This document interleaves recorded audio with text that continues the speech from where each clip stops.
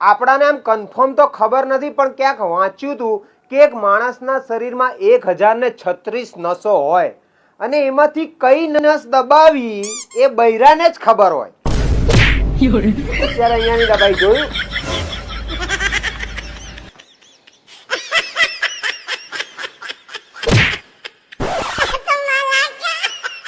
ક્યારેક ક્યારેક તો મને એવો વિચાર આવે છે કે હું અને મારા જેવા ઘણા બધા પતિઓ આપણે બધા વંદા હોત ને તો સારું હતું કે આપણું બૈરું આપણાથી બીવે તો ખરું.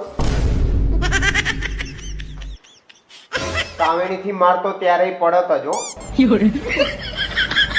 કઈ રસ્તો જ નહીં.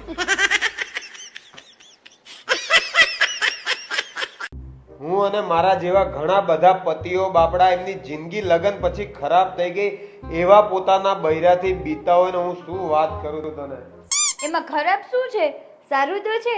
જે પતિ એની પત્નીથી બીવે ને એને મર્યા પછી સ્વર્ગ મળે. હા, અને જે પતિ એની પત્નીથી ના બીતું હોય એના માટે તો ધરતી ઉપર જ સ્વર્ગ છે, સ્વર્ગ. એને આ બધું ટેન્શન ના હોય. જો તમને મળશે ખરું ફાઇનલ સ્વર્ગ કર્યા પછી.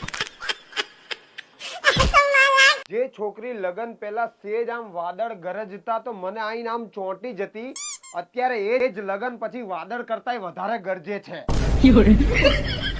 સાચું બોલું હું. પેલા આઈ ડાઈ ડાઈ હતી, લગન કરી શું ખબર શું થાય છે.